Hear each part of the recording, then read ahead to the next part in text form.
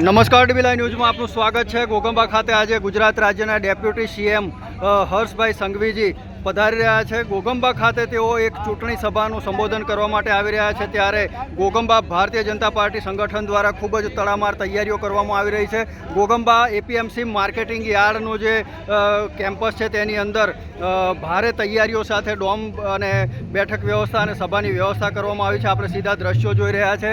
Ghoghamba APMC marketing યાર્ડની અંદર ચૂંટણી સભાને સંબોધન કરવાના છે, ત્યારે અહીંયા ભારે તૈયારીઓનો માહોલ જોવા મળી રહ્યો છે। આખો સભા મંડપ તૈયાર થઈ ગયો છે અને અહીંયા કાર્યકર્તાઓ પણ ફૂલ તૈયારીની અંદર જોડાયેલા છે।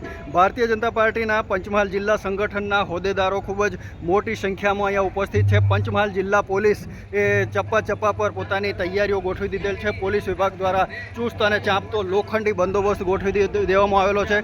ભારતીય જનતા પાર્ટીના સંગઠનના તમામ નેતાઓ અહીંયા આપણને જોવા મળી રહ્યા છે અને ત્યારે કાલોલ વિધાનસભાના ધારાસભ્ય શ્રી ફતેહસિંહ ચૌહાણ, હાલોલના ધારાસભ્ય શ્રી જયેન્દ્રસિંહ પરમાર સહિતના સંગઠન તમામ નેતાઓ પણ અહીંયા ઉપસ્થિત છે।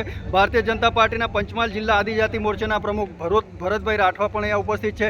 સીધા આપણે કાલોલ ધારાસભ્ય અને લોકપ્રિય અને લોકલાડીલા હિન્દુત્વના પ્રખર હિન્દુવાદી ધારાસભ્ય ફતેહસિંહ ચૌહાણ પાસેથી જાણીશું। સાહેબ, શું તૈયારીઓ ચાલી રહી છે અને આજે માનનીય ડેપ્યુટી સીએમ સાહેબ ઘોગંબા પધારી રહ્યા છે, ત્યારે શું છે કારણ?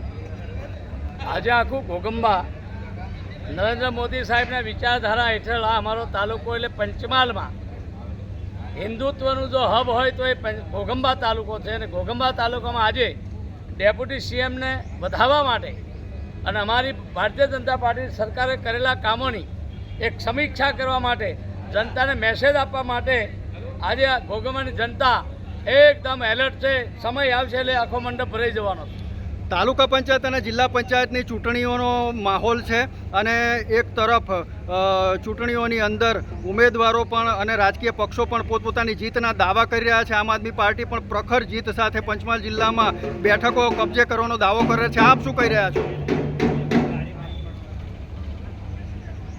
ઘોગંબા તાલુકામાં આમ આદમી હોય કે કોંગ્રેસ અત્યારેથી મહેનત કરે તો ડિપોઝિટ બચી જાય।